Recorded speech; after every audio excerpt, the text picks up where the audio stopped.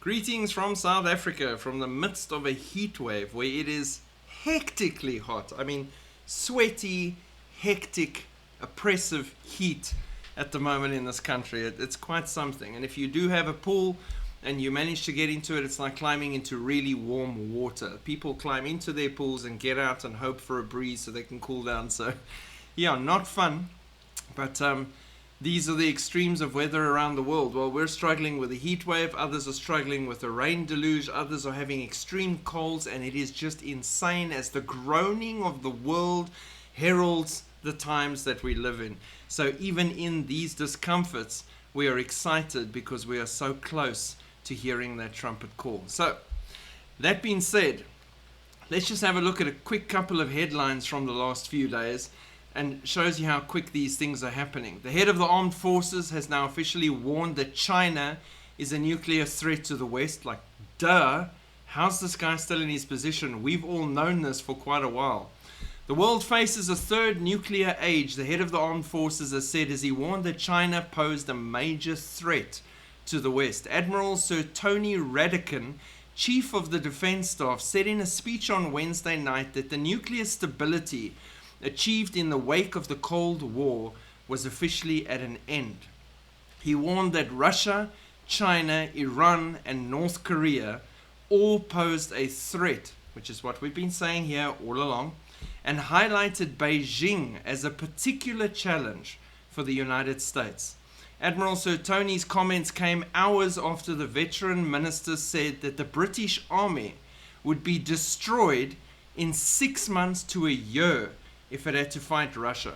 Now that's a hectic statement to make from a point that he's at and with these qualifications. 6 months to a year of war with Russia and the British Army will be destroyed. Now, I'm not shocked or saying that he's wrong. He's probably right. But sure, that's quite an admission to make publicly. And it also shows you can't trust Western media that's constantly telling you Russia's on their last legs, Russia can barely continue, Putin's sick and dying, his horse has just gotten mange. All these things are just to try and do propaganda warfare against the enemy. There you have the truth. They're worried and they know, especially with the lack of armaments and everything, because they've been giving everything to Ukraine and their stockpiles have dwindled to the point of zero, they might last 6 months to a year in a protracted war against Russia. Now that's not factoring in things like nuclear warheads, because that would make things go much quicker, and that is probably where everyone would go once the restraint is removed.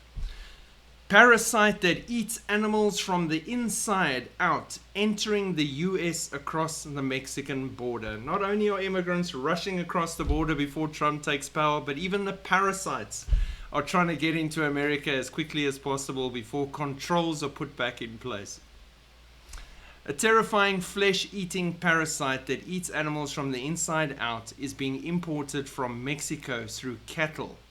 The parasite, commonly called a New World screwworm, was eliminated in North America in the 19th century, but has made a return as cattle from Panama are being smuggled into the nation.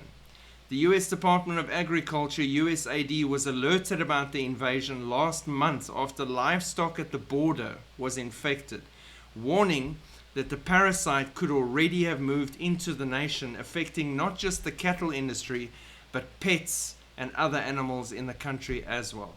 So that's quite concerning immediately happening right now in America. France dissolved its government. This was also something that just quietly happened in the background that no one's really talking about publicly. Not wanting to be outdone in the political craziness department, the French National Assembly passed a no-confidence motion against the government of Prime Minister Michel Barnier.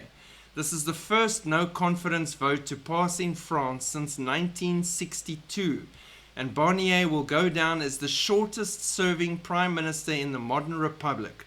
President Emmanuel Macron, someone who needs to be watched, for his part, stepped over Barnier's lifeless political body, declared he would remain until the end of his 2027 term, and promised to name a replacement once they have brought one from the right sources that has been prepped for what they need. United Nations being the United Nations is another thing that happened in the last few days. With the Syrian war rekindled, the war between Russia and Ukraine threatening to go nuclear, South Korea doing whatever happened in South Korea, the United Nations decided they would tackle the most pressing issue of the day with all these things happening. In a vote of 97 pro, 8 con, and 64 abstentions, the UN adopted a resolution calling for Israel to withdraw to pre-1967 lines. Great job for the UN once again focusing on what's most important in the world, just the United Nations being the United Nations. The United Nitwits are there to be against Israel. The world would literally, after the rapture, picture this. Rapture takes place, restrainers removed, people start pushing those buttons, nukes are flying, America's got mushroom clouds, Russia's got mushroom clouds, Europe's got mushroom clouds. In the midst of all of this radioactive chaos, the UN declares an emergency session of their security meetings. They all get together in their complex right there, and they bring the most pressing issue to the board. They say we have to get Israel to hand over the land to the Palestinians. This is the most important thing we have to focus on right now, except for running to the bunkers when the next nuke comes down. We have to focus on Israel. Do you see the push of evil controlling those organizations to the actual goal, the eradication of Israel and anything representing God? It's ridiculous. New drug, 100 times more deadly than fentanyl, kills hundreds across 37 states.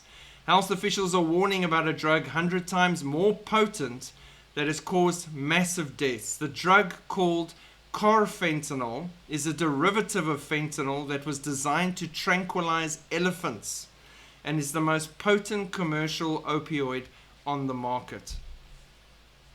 Hectic attack on the basic people on the streets. Turkey's Erdogan calls for the destruction of the West, and yet he's still a member of NATO. President Erdogan stated that the West's progress is built on blood, tears, massacres, genocide, and exploitation. Oh wait, no, that was Erdogan and Bashar al-Assad. They did exactly that. You know that you always blame other people for what you're secretly doing? Yeah. And that chapter of the West dominance is coming to a close. Again, he's part of NATO. They're still keeping him there. He's the perfect Trojan horse because these people that he's with in their team are too focused on Israel to really pay attention to the snake in the sleeping bag with them by the campfire.